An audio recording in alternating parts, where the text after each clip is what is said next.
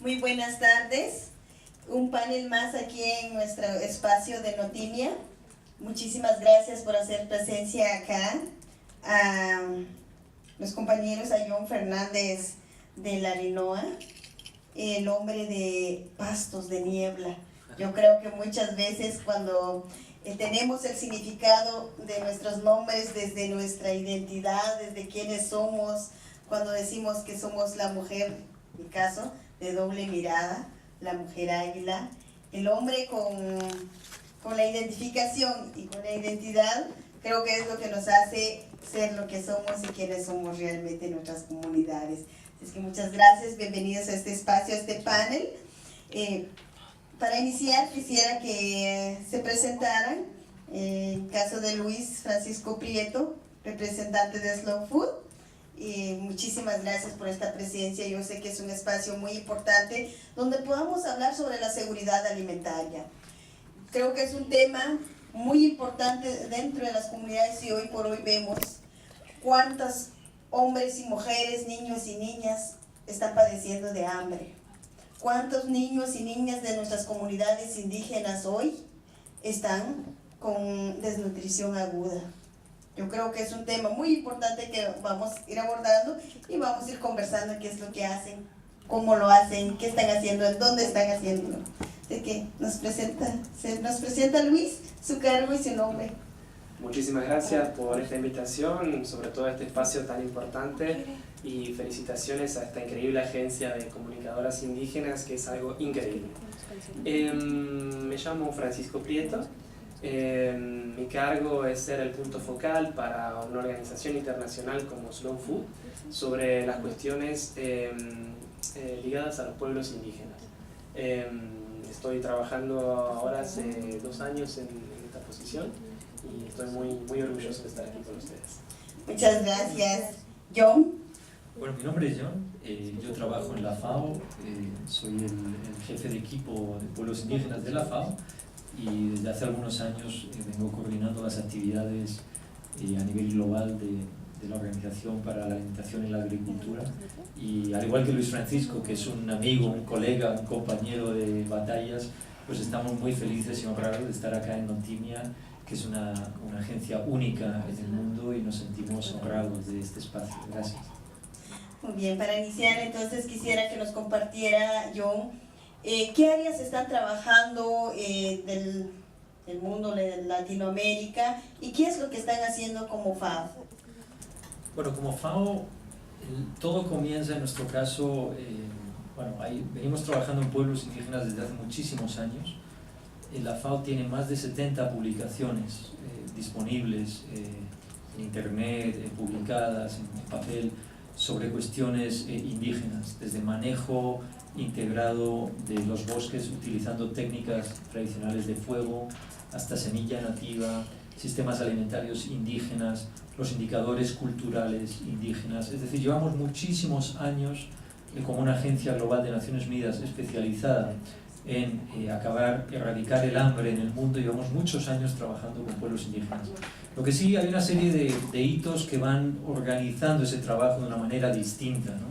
De hecho, en el año 2004 tuvimos la conferencia Atitlán en Guatemala, donde empezamos a hablar de la importancia de los sistemas alimentarios indígenas, y en el año 2009 la FAO convocó un caucus de compañeros y compañeras indígenas para elaborar la política de pueblos indígenas de la FAO, que dio su nacimiento en el año 2010. Y es una política que fue diseñada con indígenas, con un caucus indígena, que hizo recomendaciones que fueron integradas entre ese documento. Y ese documento es un poco la guía del trabajo que hacemos como FAO con pueblos indígenas. En 2015 organizamos otro caucus indígena con líderes y lideresas de las 7 regiones socioculturales para ver cómo de manera conjunta podíamos implementar esa política de pueblos indígenas y cómo podíamos hacerlo de una manera que estuviese alineada con la declaración de la Organización Internacional del Trabajo, la 169, con la Declaración de los Derechos de los Pueblos Indígenas, y además actualizando algunas cosas. Entonces, de esa reunión salió un plan de trabajo conjunto con hermanas y hermanos indígenas que tiene 6 pilares fundamentales y 2 áreas temáticas. Los 6 pilares fundamentales son sistemas alimentarios indígenas, son las directrices voluntarias sobre la tierra, bosques y recursos naturales, son todo el trabajo con indicadores indígenas y con indicadores de alimentación indígenas, el consentimiento libre, previo e informado, todos los aspectos de coordinación y luego cabildeo y capacitación. En ese último pilar hemos insertado lo que son las escuelas de liderazgo indígena, que es algo que nos llena de satisfacción, porque hemos comenzado en colaboración con FINI a hacer estas escuelas de liderazgo para mujeres indígenas a nivel nacional. Y luego 2 grandes áreas temáticas, joven indígena y mujer indígena, empoderamiento de la mujer indígena. Entonces así venimos trabajando desde el año 2015 y eso nos ha permitido aumentar muchísimo las actividades que tenemos tanto a nivel país como a nivel regional. Gracias. Al ver y hacer este trabajo dentro de las comunidades y tomar en cuenta el consentimiento libre, previo e informado con las comunidades, que es una forma como hoy podemos coordinar, cómo podemos que las comunidades también sean parte de estos procesos de desarrollo, de qué manera se puede entonces erradicar el hambre en nuestras comunidades. Desde esta perspectiva, entonces, el trabajo, cómo se complementa estos trabajos y estas acciones que se hacen de diferentes espacios, ¿no? En el caso de Slow Food, lo que se va produciendo y se va haciendo, ¿cómo lo hacen y qué es lo que están haciendo entonces? Muchísimas gracias. Sí, a veces estábamos hablando con los compañeros de International Land Coalition, por ejemplo, que ellos nos comentaban que la defensa de la tierra es muy importante, pero a veces, como las tradiciones se han perdido, porque los espacios han sido ocupados, las poblaciones han sido desplazadas, una vez que ganamos las tierras nos queda, ¿qué hacemos ahora con la tierra? Lo que hace Slow Food es exactamente eso, o sea, es tratar de catalogar, volver a los orígenes, debatir con las comunidades locales para descubrir cuáles son los alimentos o las técnicas de transformación que se han perdido, que se están perdiendo o que están en vía de extinción, ¿no? Con esos saberes indígenas, locales, de comunidades también rurales no indígenas, podemos hablar también de montañas, de pastores, de desiertos.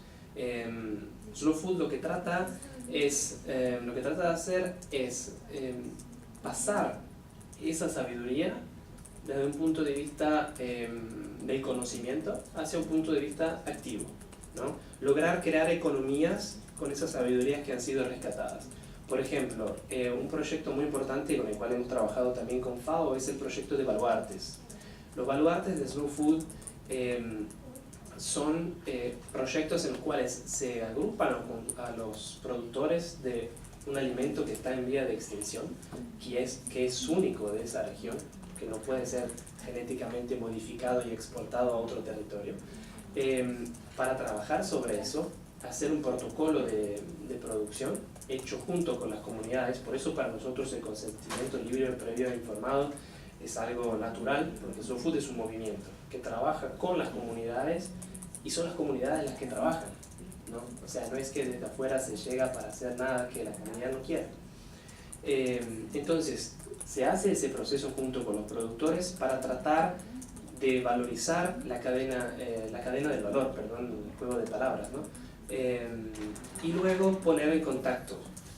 Una vez que tenemos el producto típico valorizado, crearles las oportunidades de promoción y comercialización, crear conexiones con los mercados, crear conexiones directamente con los consumidores, que Slow Food no llama al consumidor, sino que lo llama coproductor, porque con la acción de comprar uno está eligiendo qué sistema quiere, ¿no? Si yo voy y compro una hamburguesa en una cadena multinacional famosa, yo estoy eligiendo a veces qué sistema quiero apoyar, digamos, ¿no? Entonces podemos tener mercados, alianzas con cocineros. Hay un proyecto muy interesante dentro de Slow Food que es la alianza entre cocineros y productores. ¿Por qué los cocineros tienen que crear alimentos o recetas con ingredientes que no son de su zona, que no son de su territorio? ¿Por qué no valorizan y aprenden a valorizar algo que es único, que es local, ¿no? Entonces eso es lo que trata de hacer Slow Food. Y el turista estos otros proyectos de Slow Food Travel, el turista no quiere ir y comer ese alimento que puede encontrar en todo el mundo. Va a visitar una comunidad porque quiere tener una experiencia única de turismo, una experiencia única gastronómica, ¿no? Y por otro lugar también hay un proyecto muy interesante que es todo el proyecto educativo. Porque por un lado el consumidor, para que se convierta en un coproductor, tiene que aprender que el mundo de la alimentación es política, es 100% política, que hay comidas de estación, que hay que comer la comida de esa estación y no comida importada de otro lugar, hecha en cualquier temporada del año, ¿no? Pero también tiene que disfrutar de nuevo del placer de comer, tomarse el tiempo para comer, para estar juntos, para compartir, qué lugar para enseñar a los jóvenes, sino que la mesa, ¿no? Entonces, pero ¿qué comemos en la mesa? ¿Comemos la comida tradicional o comemos comida que ha sido importada? ¿Cuántas comunidades indígenas hoy que han perdido sus saberes tradicionales porque han sido colonizados también culturalmente, ¿no? Por la televisión? Los jóvenes no están más interesados en consumir eso. O llegan la Coca-Cola o llegan las gaseosas con muchísimo azúcar y se toma eso y se bebe eso y la gente no está más interesada en la comida local, tradicional. Entonces el consumidor también hay que educarlo, ¿no? Entonces esto es otro de los proyectos que tiene Slow Food, la educación hacia el consumidor. Cuando vemos entonces la importancia de la tierra para producir, y si vemos esta producción para que nosotros podamos consumir lo que producimos, y ese consumo de lo que estamos produciendo no solo nos está dando estabilidad en alimentación, en seguridad alimentaria, ¿no? Pero vemos la otra parte, cómo hoy este consumo ya no estamos consumiendo lo que estamos produciendo. En muchos casos de las comunidades, la pobreza y la extrema pobreza lo que ha permitido entonces es, si yo tengo mis gallinas criollas y lo que voy a hacer es venderle los huevitos para poder comprar, no sé, una lata de chile procesado o comida procesada ya. Llegamos a esos extremos por los medios de comunicación que llegan a influir bastante en nuestras comunidades. Entonces, ¿cuál es el papel que juegan los medios de comunicación para garantizar una seguridad alimentaria en nuestras comunidades? Desde la perspectiva de la FAO puede ser, o desde también la perspectiva de Slow Food. Que todos podemos hacer un esfuerzo superior en comunicar unos mensajes distintos y en educar. Pero la palabra es educar más que comunicar. Muchos de los problemas empiezan en la infancia y muchos de los problemas empiezan en los mensajes que estamos transmitiendo a esta infancia. Eso las multinacionales de comida chatarra, de comida basura, hace muchos años que lo saben. Las empresas tabacaleras hace muchos años que lo saben. Es decir, el poder de la comunicación para cambiar comportamientos humanos está muy demostrado. Lo que nos toca es nosotros, como agencias dedicadas a acabar con el hambre en el mundo y a garantizar la seguridad alimentaria, utilizar esos medios de comunicación de otra manera. Eso es lo que estamos haciendo hoy aquí en Notimia con vosotros y con los hermanos de Slow Food. Mira, la seguridad alimentaria tiene...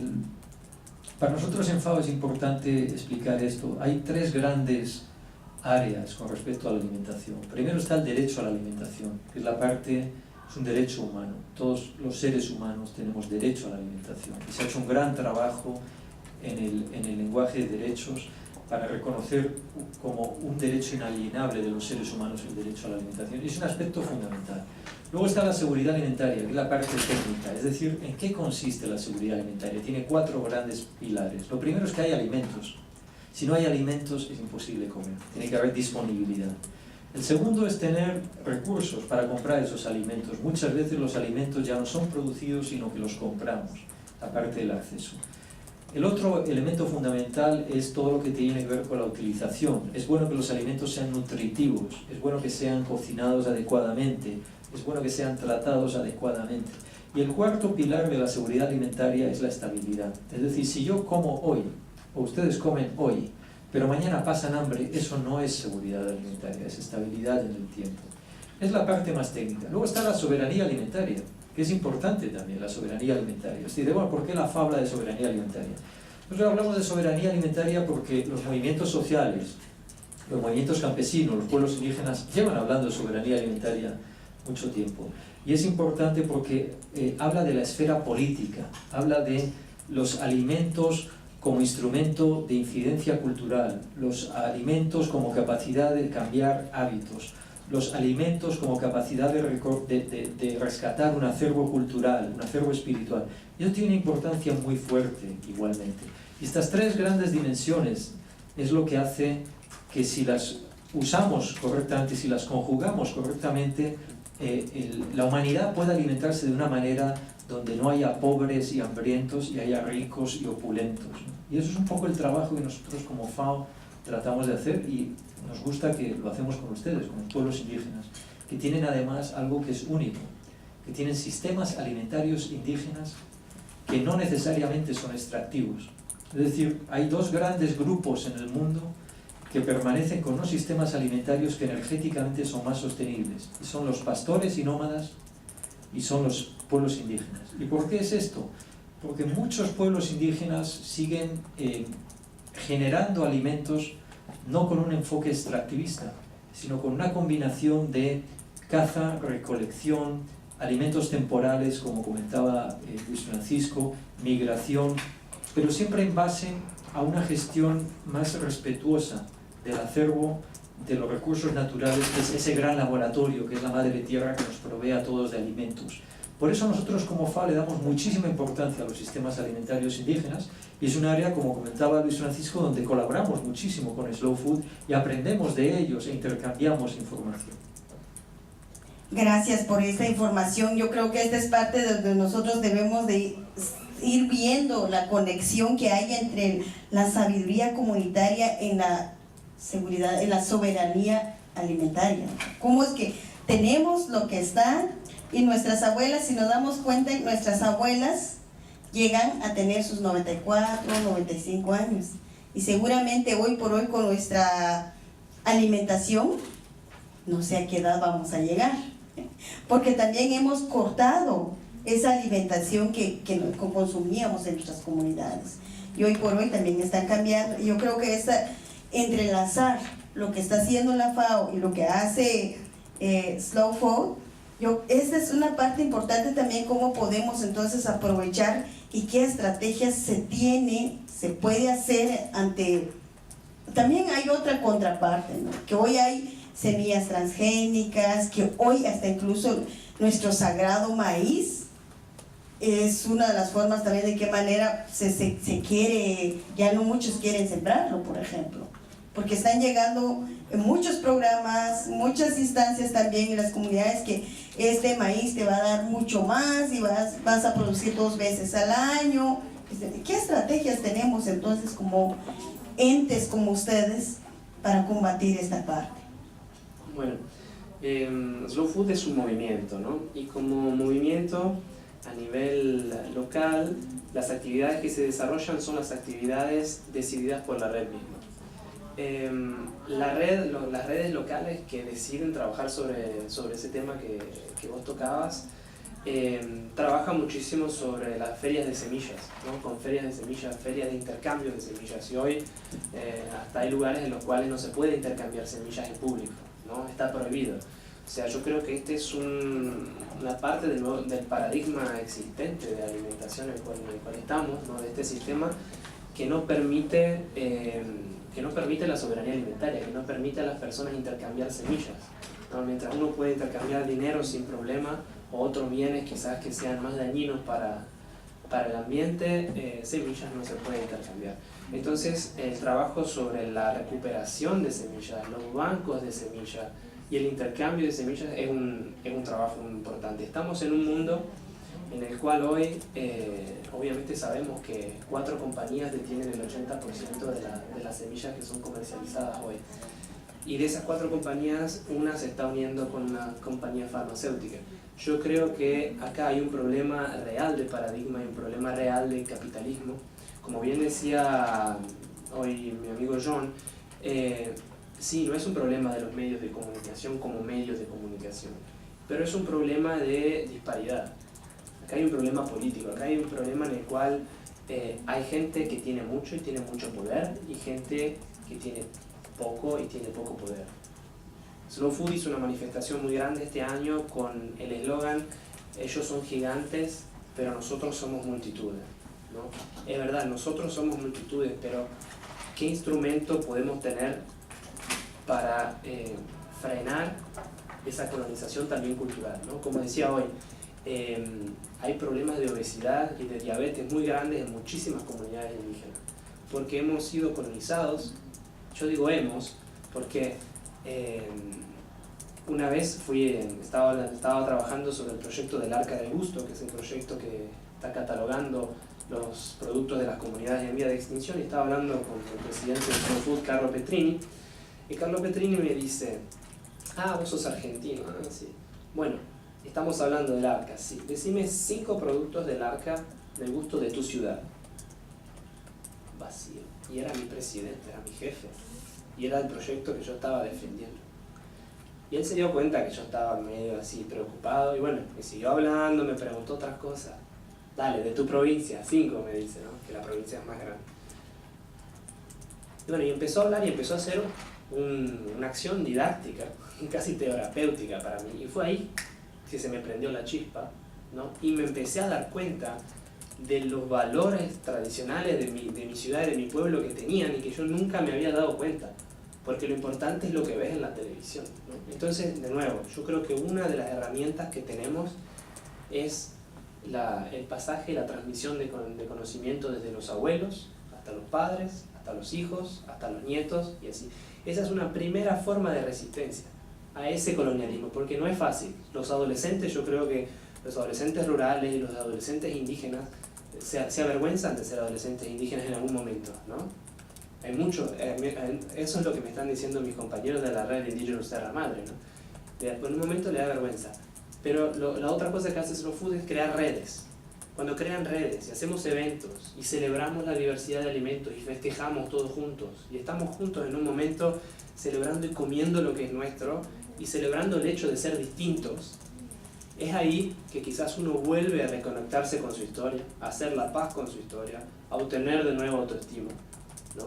Porque hasta hoy en Argentina también el indio, aún se habla del indio, es un insulto, ¿no? Y no comas esos productos que son sucios, ¿no? Entonces hay todo un trabajo de descubrimiento de nuevo, de riscoperta, me viene el italiano, perdón, de volver a descubrir nuestra identidad y hacer la paz con nuestra identidad como forma de resistencia al sistema capitalístico. Es que ahí hay Luis Francisco ha dicho un tema que es muy importante. Tenemos la tendencia a pensar que lo nuevo es siempre mejor y que lo que viene de lejos es mejor. Y se produce una desvalorización de la cultura y las raíces de cada uno de nosotros. Y eso es algo que no hemos igual sido exitosos en transmitir a nuestra infancia, ¿no? El valor de lo que uno tiene. Siempre es el respeto de lo nuevo, incorporando lo bueno, pero con esa inteligencia de saber separar lo que es útil y provechoso y no asumir que todo lo que viene de lejos es mejor. A mí una de las cosas en mi trabajo en pueblos indígenas que más me asombra es la cantidad de comida basura que comen los pueblos indígenas.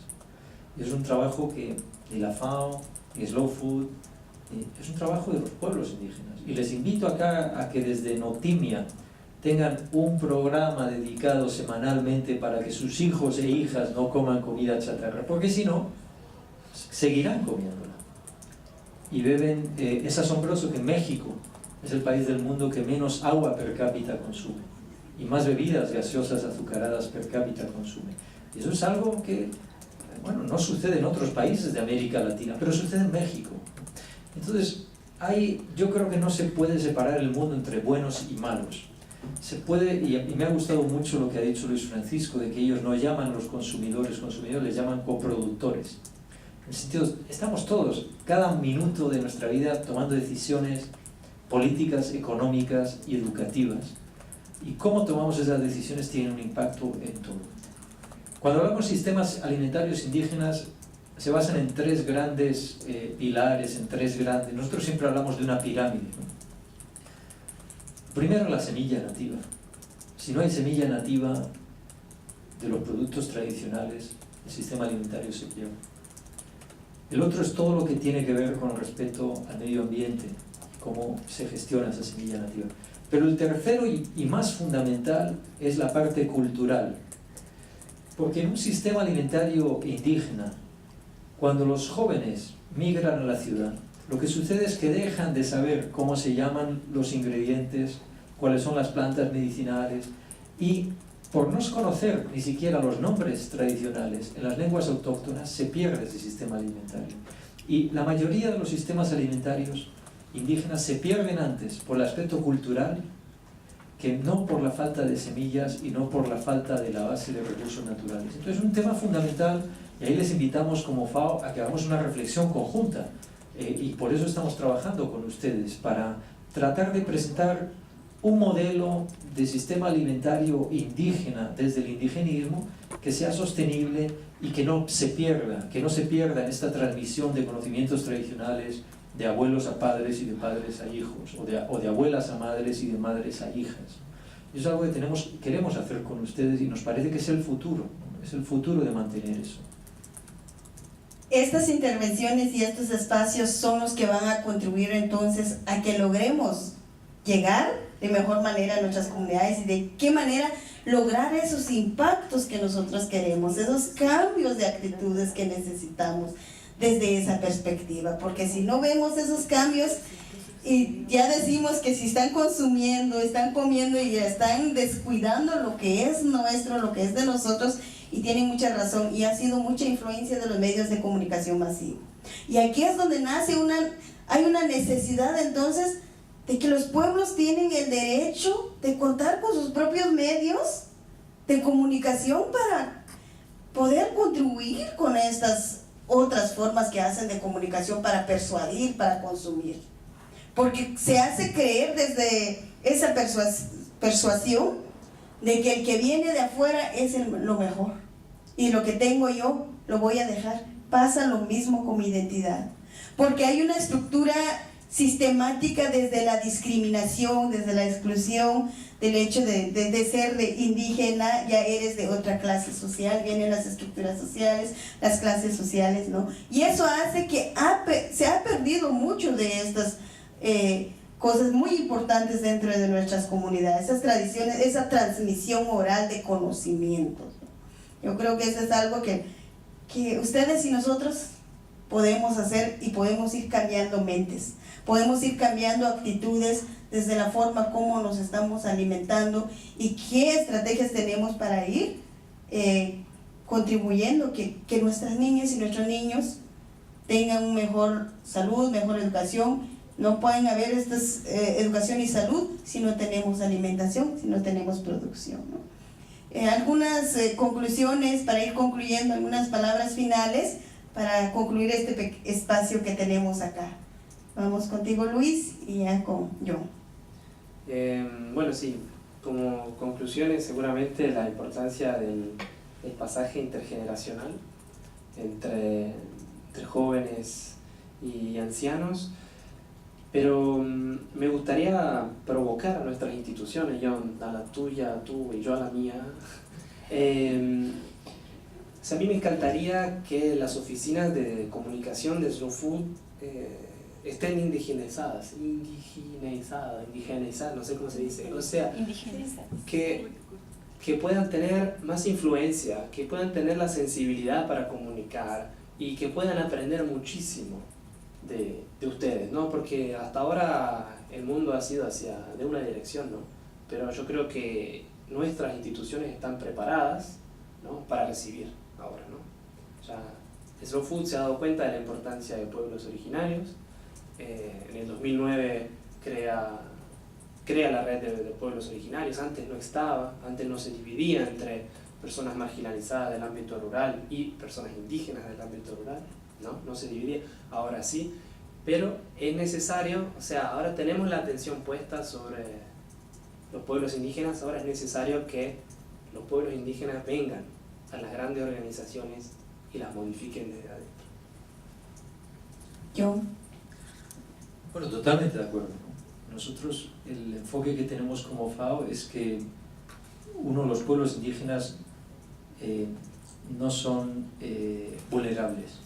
Los pueblos indígenas han sido colocados en una posición de vulnerabilidad porque no han sido respetados en sus derechos básicos, tanto de acceso a la tierra y a los recursos naturales como en sus derechos básicos humanos. Y eso coloca a cualquier persona o a cualquier grupo en una posición de vulnerabilidad. Entonces, a partir de ahí, desde el respeto total, nuestro enfoque con los pueblos indígenas es que vengan a la organización, los tratamos como profesionales.